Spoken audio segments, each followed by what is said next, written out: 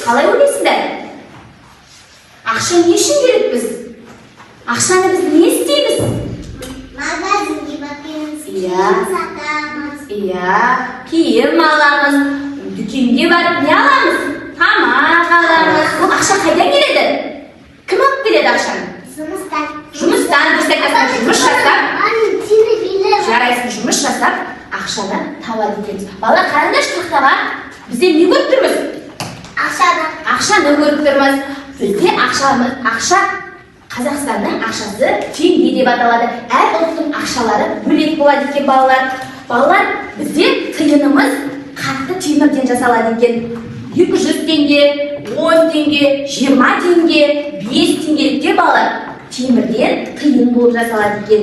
Ал 1000 теңге, 500 теңге, 10.000 теңгелер бізде қандай болады? Қағаз ақша болады екен, қағаз теңгеміз болады екен. Шанығасыздар міне. Мамандық жасап, өзіміздің мамандығымыз бойынша жасап, мысалы, дәрігер болып адамды емдеп не істейді балалар? Адамды емдеп ақша табады. Мұғалім балаларды оқытып, ақша табады. Тігінші киімдерді тігіп беріп, не істейді? Ақша табады. Аспаздар тамақ пісіріп, ақша табады. Құрылысшылар үй салып не істейді? Ақша табады. Шаштараздар не істейді? Қалай ақша табады? Не істейді? Шаш қияды екен біз айтасыңдар. Балалар, ақша еңбектің жемісі. Бүгін балалар шығармашылық жұмысқа келіп, өзіміздің еңбегімізбен ақша табуды үйренетін боламыз. Бірінші топ гүл жасайды, екінші топ торт, үшінші топ ойыншық жасайды. Осылай балалар, өздерінің еңбектерді ақшамен бағалаймын қазір сендерде.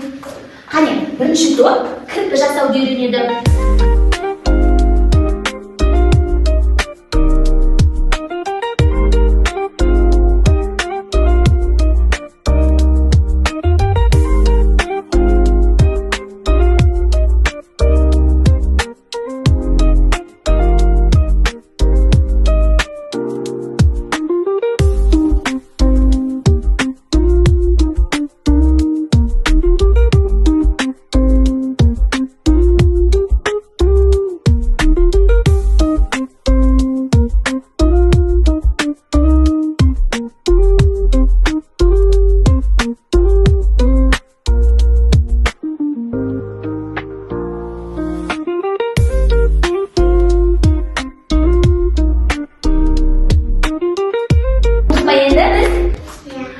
Бірінші топ не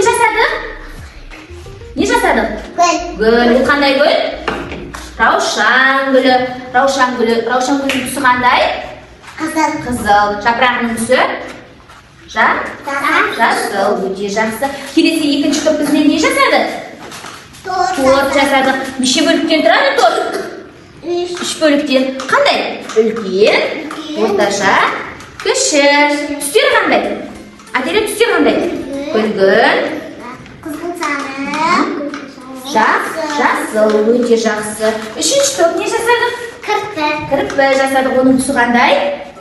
Қоңыр. Жарайсыңдар балалар. Балалар, енді сендердің осы жасағандарыңды мен бағалап сендерге ақша берейін, теңге берейін.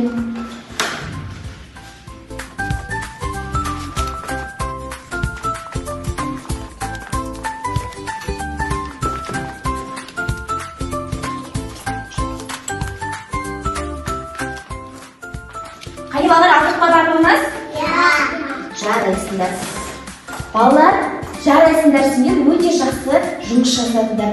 Жұмыс жасағандарың үшін мен сендерге тиынмен сендердің жұмыстарыңды бағалап, сендерге тиын бердім, ақша бердім. Енді сендердің жасаған жұмыстарыңды дүкенге өткіземіз.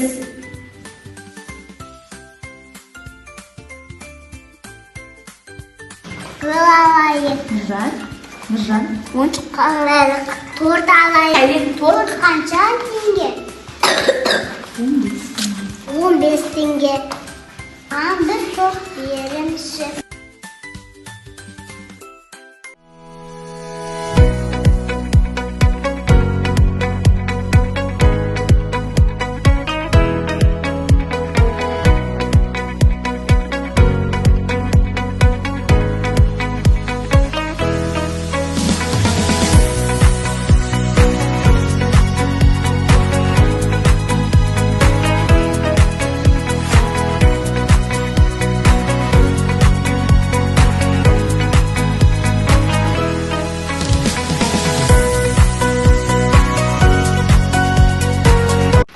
Балалар, біздің алдымызда ақша жинайтын қорапша тұр.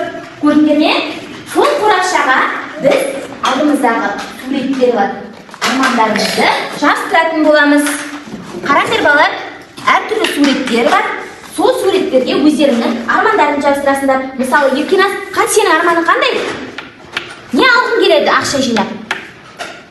Міне, мына ойыншықты алғым келеді. Жарайды ендеше, осы ойыншықты біздің ақша жинайтын қорапшамыздың сыртына жаздырамыз. Солай барлығымыз жаздыратын боламыз.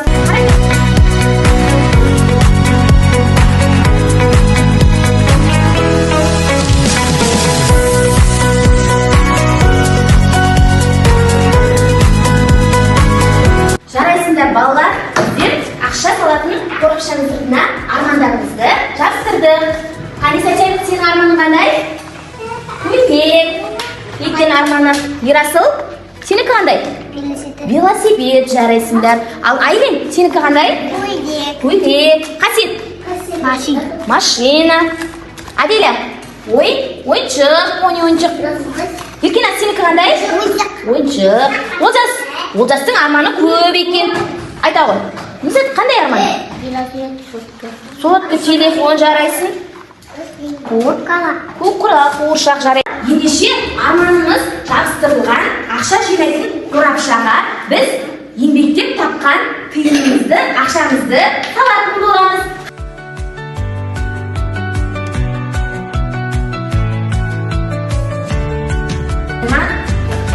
Балалар, ақшаны қалай жұмсауымыз керек екен? Қалай жұмсауымыз керек ақшаны? Үне?